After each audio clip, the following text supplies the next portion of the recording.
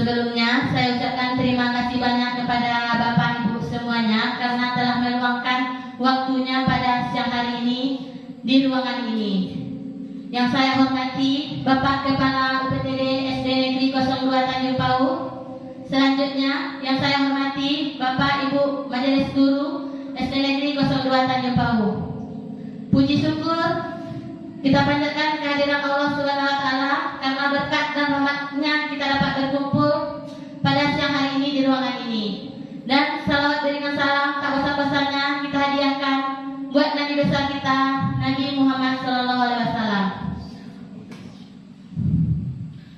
Baiklah Bapak Ibu semuanya, pada kesempatan siang hari ini saya bermaksud ingin mensosialisasikan materi modul 1 pendidikan guru penggerak yang telah saya jalani lebih kurang selama 3 bulan. Pada modul 1 pendidikan guru penggerak yang telah kami pelajari lebih kurang selama 3 bulan terdiri dari 4 aspek. Yang pertama modul 1.1 tentang filosofi pendidikan menurut Ki Hajar Dewantara. Yang kedua peran dan nilai guru penggerak. Yang ketiga visi guru penggerak. Yang keempat disiplin positif. Kita masuk kepada modul 1.1 yaitu filosofi pendidikan menurut Ki Hajar Dewantara. Menurut Ki Hajar Dewantara tahun 2009, pendidikan dan pengajaran merupakan usaha persiapan dan persediaan untuk segala kepentingan hidup manusia, baik dalam hidup bermasyarakat maupun hidup berbudaya dalam arti yang seluas-luasnya. Pendidikan itu adalah tempat persemian benih-benih kebudayaan dalam masyarakat. Ki Hajar Dewantara memiliki keyakinan bahwa untuk menciptakan manusia Indonesia yang beradab, maka pendidikanlah menjadi salah satu kunci utamanya. Pendidikan dapat menjadi ruang berlatih dan bertumbuhnya nilai-nilai kemanusiaan yang dapat diteruskan dan diwariskan. Sebenarnya intisari dari filsafat pendidikan menurut Ki Hajar Dewantara tersebut adalah perubahan. Kita Bapak Ibu di sini dituntut untuk melakukan perubahan. Perubahan pola pikir kita, perubahan tingkah laku kita, atau yang paling penting perubahan dari mindset kita dulu terhadap pendidikan ini. Perubahan itu kita ibaratkan sebagai tata surya. Bayangkan Bapak Ibu, tata surya itu selalu bergerak dari waktu ke waktu. Begitu juga dengan pendidikan. Coba kita bayangkan planet-planet yang ada di tata surya berhenti saja bergerak sebentar, apa yang akan terjadi? Begitu juga dengan dunia pendidikan ini. Pendidikan ini tidak boleh diam, dia harus terus bergerak mengikuti kodrat alam dan kodrat zamannya. Kita harus mengikuti sekarang alam kita ini adalah Minangkabau ini alam tak kambang jadi guru. Jadi alam kita ini bisa kita jadikan sumber belajar bagi kita. Kita bawa anak keluar lingkungan sebagai sumber belajar. Apa yang dilihat itu akan lebih bermakna bagi anak kita daripada kita hanya ceramah dan ceramah saja setiap hari. Dan pendidikan itu diarahkan ke perubahannya kepada kodrat zaman. Sekarang zamannya zaman IT. Jangan sampai kita ketinggalan dibandingkan anak-anak murid kita. Kita dituntut di sini lebih menguasai IT itu sendiri. Apa salahnya ketika belajar kita menggunakan YouTube, menggunakan kuis-kuis atau sejenisnya, memakai internet. Karena IT itu, karena kita di abad 21 akan dituntut pembelajaran itu semuanya besok nanti serba IT. Ya Bapak Ibu semuanya. Selanjutnya, dasar pendidikan menurut Ki Hajar Dewantara itu menuntun kita sebagai pendidik, dituntut di sini untuk menuntun anak murid kita, menuntun segala kodrat yang ada pada anak-anak agar mereka dapat mencapai keselamatan dan kebahagiaan yang setinggi-tingginya, baik sebagai manusia maupun sebagai anggota masyarakat. Di sini semboyan pendidikan menurut Ki Hajar Dewantara ada 3. Yang pertama Ignacio Suntolodo, Ingmat Yomanungkaso, dan Teguri Handayani. Kita di depan memberikan contoh dan teladan kepada murid-murid kita. Yang di tengah kita memberikan semangat. Kita dulu yang lebih semangat Bapak Ibu, baru kita semangatkan anak murid kita supaya pembelajaran itu lebih bermakna ke depannya. Dan yang selanjutnya di belakang kita memberikan dorongan atau motivasi kepada anak didik kita agar anak didik kita ke depannya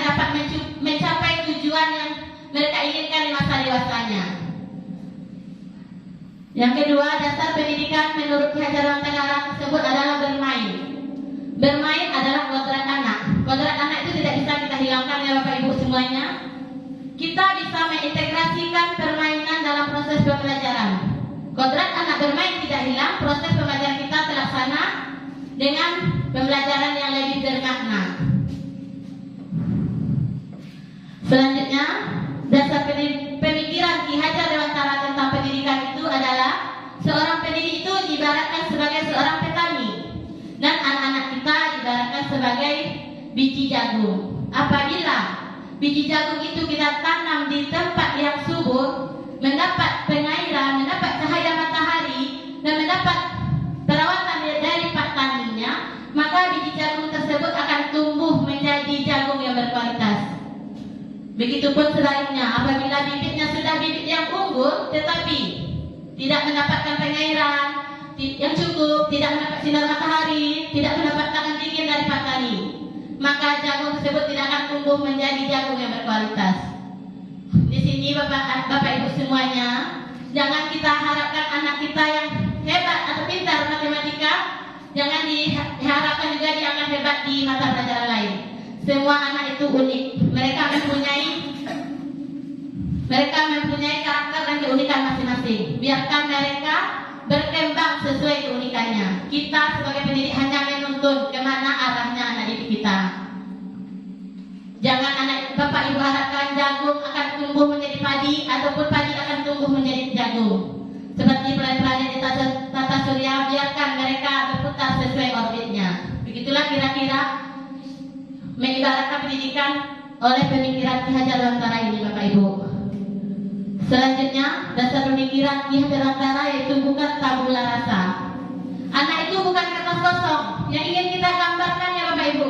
Saya mau anak ini menjadi nilainya selalu 100, bukan. Anak itu sejak lahir sudah mempunyai kodratnya. Kita sebagai guru hanya menuntun bagaimana menebalkan garis-garis hitam yang ada pada anak tersebut agar mereka dapat memperbaiki ilmunya untuk menjadi manusia yang seutuhnya di masa yang akan datang. Selanjutnya Bapak Ibu, yaitu pemikiran Ki Hajar Dewantara yang kelima, yaitu pendidikan berkarakter atau budi pekerti. Pendidikan berkarakter dan budi pekerti mengacu kepada 6 aspek profil pelajar Pancasila. Yang pertama, beriman dan bertakwa kepada Tuhan Yang Maha Esa. Yang kedua, berakhlak mulia. Yang ketiga, bergotong royong. 4, mandiri. 5, bernalar kritis. 6, berkebinekaan global. Keenam aspek profil pelajar Pancasila ini harusnya dimiliki oleh anak didik kita ke depannya. Lanjut.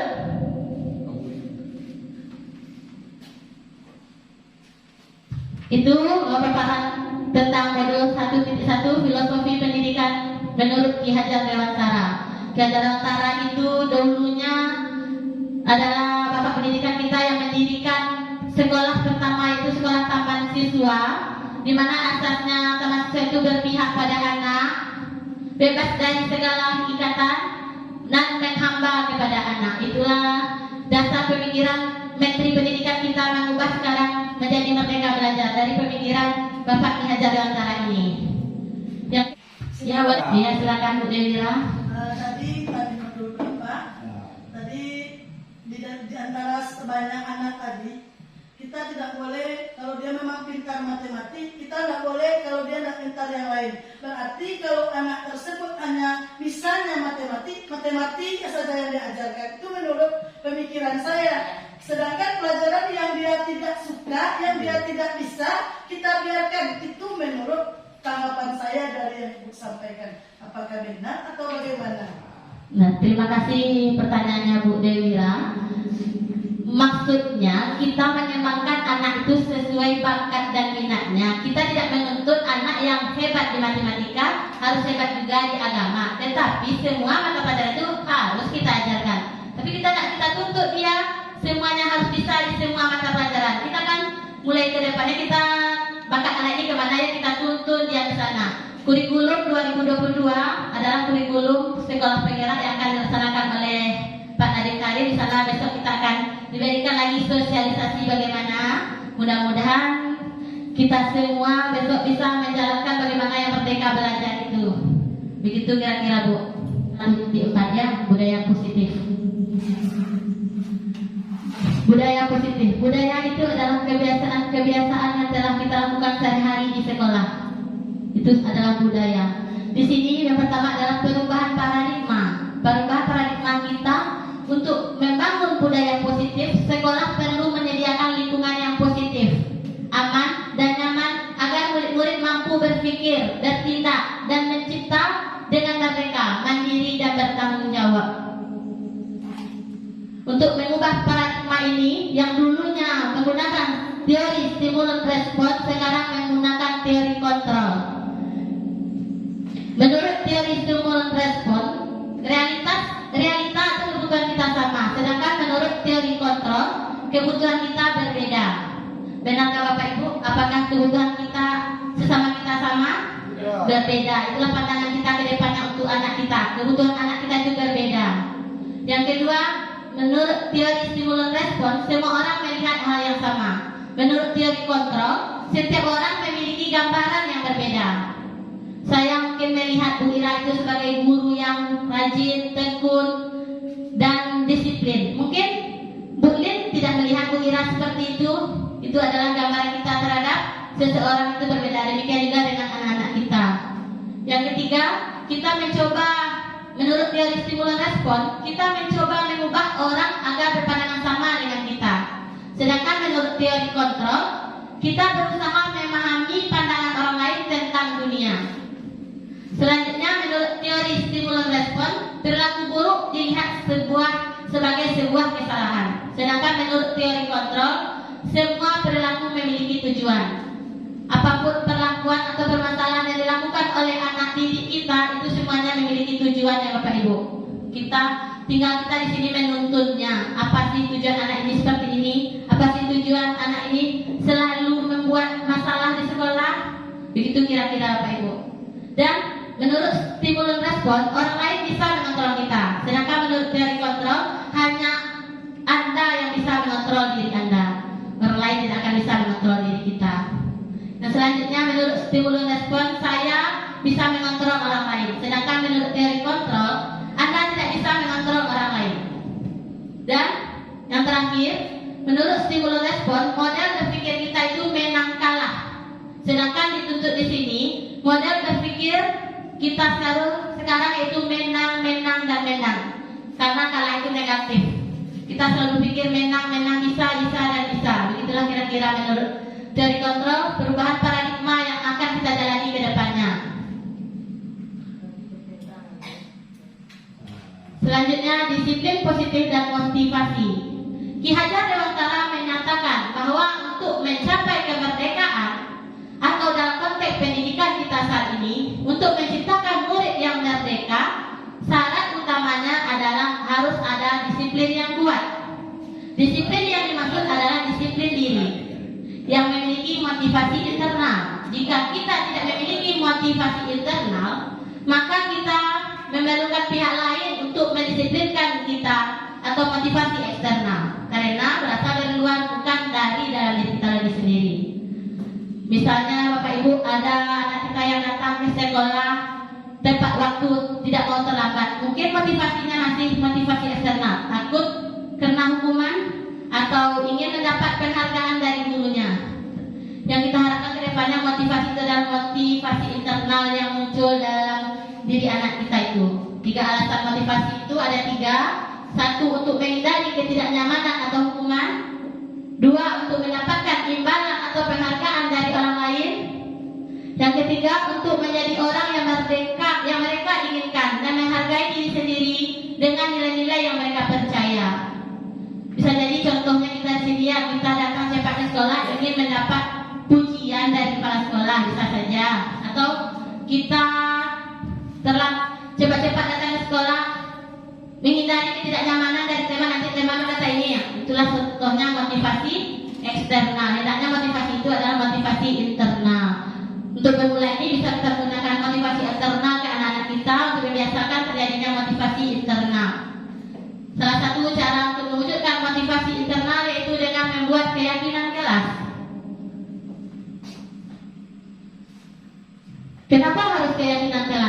Kenapa bukan peraturan? Coba Bapak Ibu, ketika kita mengendarai sepeda motor, mengapa kita memakai helm? Karena itu adalah peraturannya dan untuk keselamatan kita. Dan di masa pandemi ini, kenapa kita memakai masker? Karena itu juga peraturannya dan demi kesehatan kita. Nilai keselamatan dan nilai kesehatan itulah yang kita yakini.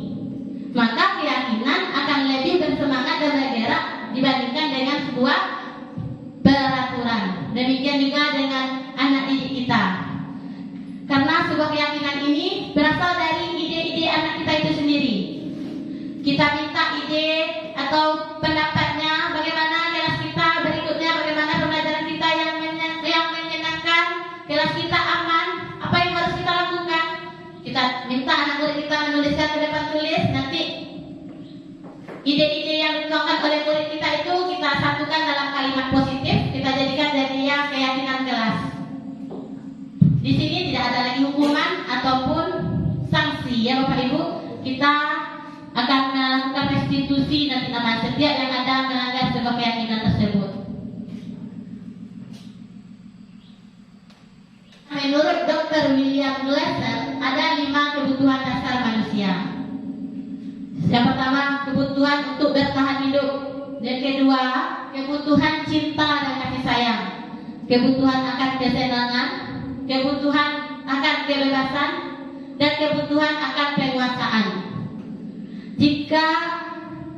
Jika ada anak kita yang tiap hari misalnya minta makanan ke temannya, setelah kita temui anak tersebut, kita cari permasalahannya, ternyata anak tersebut setiap hari dibekali oleh mamanya hanya nasi goreng, dan nasi goreng.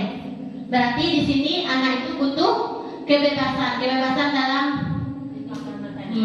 memilih makanan, apa yang akan dia makan.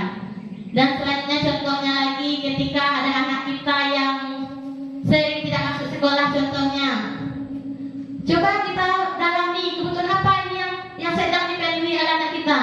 Mungkin kebutuhan akan bertahan hidup kah? Atau kebutuhan cinta dan kasih sayang. Contohnya lagi, anak kita yang sering mengganggu temannya, mengganggu adik-adik kelasnya tanpa sebab. Mungkin anak kita ini sedang memenuhi kebutuhan dasarnya, ingin mendapat perhatian dan kasih sayang dari guru ataupun dari orang tuanya. Begitu kira-kira ya Bu. Kita bisa membuat berbentuk kuis apa namanya itu Bu? Catatan-catatan ataupun yang kuesioner tentang anak-anak kita yang ada di lokal kita aja dulu. Karena kita kan punya wali kelas masing-masing. Kalau di SMP itu ada guru BK. Guru BK itu yang mapakan minat dan bakat anaknya. Kalau di SD ini itu tugas dan tanggung jawab guru kelasnya. Misalnya anak itu tidak ada motivasinya belajar atau berbeda, bukan di kelas 1 aja, tapi di semua kelas masih banyak anak kita. Ya bagaimana kiat kita? Kita cari pembelajaran yang menarik. Kita ciptakan pembelajaran yang menyenangkan. Bagaimana anak itu bisa tertarik dengan apa yang dia pelajari. Mungkin anak itu hobi bernyanyi, kita bernyanyi sambil belajar. Mungkin anak itu bisa bermain, kita masukkan permainan ketika dalam pelajaran. Cari metode-metode. Disitulah dituntut peran guru penggerak tersebut yang kreatif. Mungkin kebutuhan untuk bertahan hidupnya yang tidak ada. Mungkin tidak dikasih uang jajan sama orang tuanya. Mungkin tidak ada nasi di rumah disuruh jaga sekolah. Semua perilaku atau permasalahan yang dilakukan anak didik kita semuanya ada tujuan. Yang kelima adalah posisi kontrol. Menurut William Glasser Gosen menyimpulkan 5 posisi kontrol yang diterapkan oleh seorang guru. Guru sebagai penghukum, guru pembuat orang merasa bersalah, guru sebagai teman, guru sebagai monitor atau pemantau, guru sebagai manajer. Coba kita koreksi diri kita guru yang bagaimana di sini? Jujur ya Bapak Ibu, sebelum saya mengikuti pelatihan ini, saya adalah guru yang penghukum. Kalau ada anak yang tidak buat PR, saya suruh buat PR pulang sekolah atau suruh buat PR di rumah, di luar kelas, atau disuruh membersihkan WC. Itu tidak boleh ya Bapak Ibu. Itu adalah penghukum. Penghukum itu sifatnya hanya sementara. Jangan-jangan anak sampai besar nanti dia akan dendam kepada kita. Tapi sifat sementara tidak akan mengubah perilakunya. Dia akan mengulangi dan terus mengulangi. Kalau orang penghukum itu kan keras, tidak ada toleransi, itu yang penghukum. Yang kedua, membuat orang merasa bersalah. Ketika anak kita membuat suatu kesalahan atau terjadi permasalahan, kita dekati anak kita. Kita, halo anak ibu, kenapa demikian? Ibu kecewa loh sama anak ibu. Ibu sedih, anaknya hari ini terlambat. Nah, jadi anak itu merasa bersalah karena telah membuat gurunya kecewa atau sedih. Di sini adalah posisi kontrol guru, membuat orang merasa bersalah. Yang ketiga, teman. Kita anggap anak kita itu teman. Ayo nak, cepat datang ke sekolahnya demi ibu. Ayo nak, kerjakan tugas ini sampai selesai demi ibu. Itu sebagai teman. Ayo nak, kita kerjakan bersama, ibu bantu. Itu kan sebagai teman. Kadang-kala posisi ini akan banyak juga nilai negatifnya. Kadang ketika guru yang membantu dia terus tidak hadir ke sekolah, dia merasa kecewa. Ibu itu tidak berteman lagi dengan saya, mungkin itu dalam pandangannya. Dan posisi yang keempat yaitu posisi sebagai mentor atau pemantau. Seorang guru memantau atau memonitor terhadap kesalahan-kesalahan atau permasalahan yang terjadi pada anak didiknya. Dia mencatat dan dia bertanggung jawab atas perilaku anak didiknya tersebut. Dia beri konsekuensi, dia beri sanksi. Tapi dengan tidak sebagai teman, tidak sebagai perempuan orang merasa bersalah. Dan posisi kontrol yang terakhir adalah manajer. Posisi ini adalah posisi yang paling sangat diharapkan. Jika ada kesalahan atau permasalahan pada anak didik kita, seorang guru dengan posisi manajer, jika dia akan mengeluarkan suara atau nada suara dengan tulus, mendekati anak-anaknya dan tidak kaku untuk menanggapi permasalahan yang ada pada anak tersebut. Dia panggil anak tersebut atau dia temui, dia kembalikan tanggung jawabnya atas kesalahannya, dicari solusi atas kesalahan atau permasalahannya, dicari solusi secara bersama-sama, dan diberikan keyakinan-keyakinan yang bisa mengurangi kesalahan-kesalahan yang diperbuat oleh anak tersebut. Disinilah contoh dari posisi manajer. Seharusnya kedepannya kita bisa sebagai guru dengan posisi kontrol sebagai manajer. Untuk mewujudkan posisi kontrol sebagai manajer, ketika terjadi suatu kesalahan atau permasalahan terhadap anak murid kita menggunakan segitiga restitusi. Apa itu segitiga restitusi? Restitusi merupakan sebuah cara menanamkan disiplin positif pada murid. Menurut Goksen 2004, restitusi adalah proses menciptakan kondisi bagi murid untuk memperbaiki kesalahan mereka, sehingga mereka bisa kembali pada kelompok mereka dengan karakter yang lebih kuat. Restitusi membantu murid menjadi lebih memiliki tujuan, disiplin positif, dan memulihkan dirinya setelah berbuat salah. Ciri-ciri restitusi tersebut, Bapak Ibu, yang pertama, restitusi bukan menembus kesalahan, namun untuk belajar dari kesalahan. Restitusi memperbaiki hubungan. Restitusi adalah tawaran, bukan paksaan. Restitusi menuntut untuk melihat ke dalam diri. Restitusi mencari kebutuhan dasar yang mendasari tindakan. Restitusi diri adalah cara yang paling baik. Orang yang paling bahagia akan mengevaluasi dirinya sendiri, sedangkan orang yang tidak bahagia akan mengevaluasi orang lain. Di sini Bapak Ibu, di sini maksudnya kita kalau mau dikritik oleh orang, kita terima dengan baik, dengan terbuka. Begitu pun dengan saya, kalau jika ada yang salah atau kritikan yang membangun yang Bapak Ibu berikan kepada saya akan terima dengan lapang dada, karena itu sebuah masukan yang akan memperbaiki diri saya ke depannya. Dan restitusi selanjutnya itu restitusi itu menguatkan. Restitusi fokus pada solusi. Restitusi mengembalikan murid yang berbuat salah pada kelompoknya. Itu ciri-ciri restitusi. Bagaimana langkah-langkah kita melakukan restitusi? Yaitu dengan Ketika contohnya di sini, ketika ada anak kita yang datang terlambat, tiap hari datang terlambat ke sekolah, kita lakukan segitiga restitusi kepada anak tersebut. Kita tanya dulu, mengapa alasan anak ibu kenapa datang terlambat?